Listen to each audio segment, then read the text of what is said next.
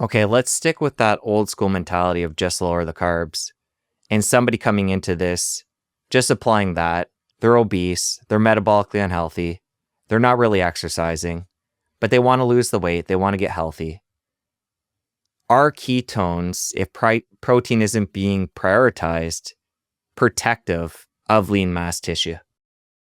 So this is exactly what I studied in graduate school. I've actually, there's very few people who've actually done research on this. I'm one of them. And yes, it does appear that ketones help lower the breakdown of muscle tissue and do have a muscle sparing effect. That does seem to be a real effect. There's also work back in the day looking at some clinical physiology studies where they infuse ketone bodies and also seem to help assist in stimulating muscle protein synthesis. So yes, ketone bodies can be supportive of muscle mass retention by preventing catabolic processes within the muscle. That said, I question how important that is related to things like exercise. Okay. So if someone wants to practically improve their muscle mass composition, dietary components are much less important than the exercise-induced anabolic processes that we know occur from things like resistance exercise, particularly progressive resistance exercise, which challenge the muscle to become bigger and stronger. So, but to your point, yes, ketones have anti-catabolic effects. We showed this in cancer models of one of the most aggressive forms of muscle wasting in cancer, cachexia. We know that there's multiple studies that have actually infused ketone bodies or applied them through exogenous ketone administration, and it lowers catabolic processes within the muscle. But people have to be careful in getting too bogged down in any one nutrient here as being as the way to forego something like muscle loss. The most powerful way in lifestyle to improve muscle loss, prevent muscle loss, is resistance exercise training, then protein to support the muscle mass and recovery from that training. And then ketone bodies may also be a supportive tool even beyond that to help attenuate the muscle breakdown process. So again, it's all context dependent here, but for most people who don't have a disease where muscle breakdown is accelerated, which is where ketones may be most applicable, resistance exercise and prioritizing protein as a nutrient within their diet is probably going to be the most effective strategy. And this is coming from someone who has actually studied this specifically for this purpose and has also tried to apply these tools to optimize muscle mass myself. So they're all important, but some are more important than others. And where I think this is really important to understand the physiology is somebody coming to this, say they're 300 pounds, they have sore joints, they can't really move their body, and they need to lose 100 pounds before they get to that point where they can start thinking about exercise. Or maybe it's just too many changes at once, and they want to go for the diet realm as the foundation, which personally I think would be the best first step. Knowing that their muscle, because of ketones, will be preserved, I think is important. That's a very fair point. Okay, so that is a very unique situation. I won't say unique, it's actually becoming much more common, but that is a really important and nuanced situation where that might be more applicable, no doubt about it. And truthfully, when your body goes into a caloric restriction or catabolic or breakdown of its own tissues because you're in a deficit, you're probably going to have some ketone elevation, even if you're on a higher carbohydrate approach.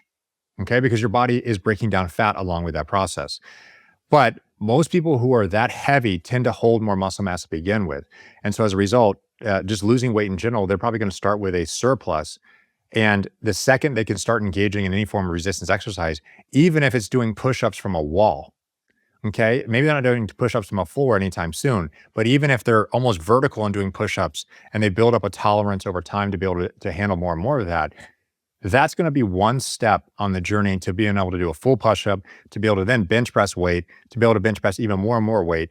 And it's just a step-by-step journey. But yes, you're right that a lot of people struggle to even function at all, and losing weight is a required first step. So yes, I think that's a really interesting example. Let's bring exercise into this whole ketogenic diet piece right now, and how that could be used as a tool to help produce ketones.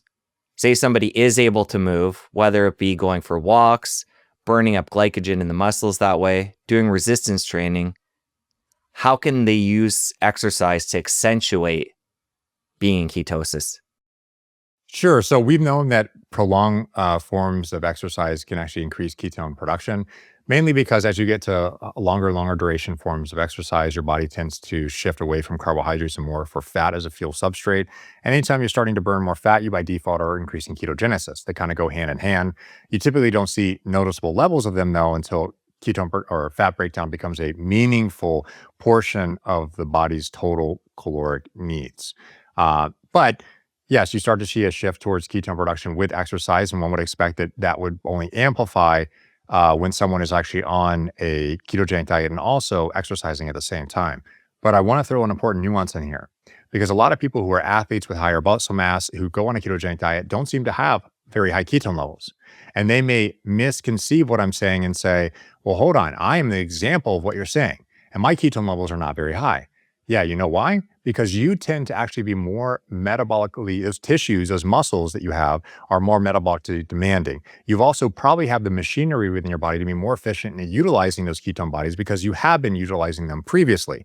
And as a result, you're utilizing them more. You're not just producing them and they're lingering within the blood, which is why we see that obese individuals actually tend to have higher ketone levels on a ketogenic diet than a normal, healthy, lean individual.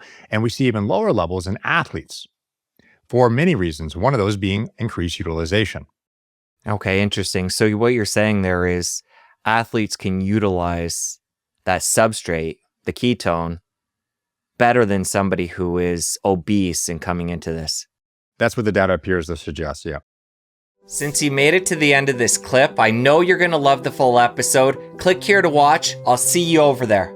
A very low carbohydrate and very high fat diet known as the ketogenic diet has been known to have powerful metabolic changes. When people utilize these high carbohydrate diets since the 1970s as the one optimal form of diet, it is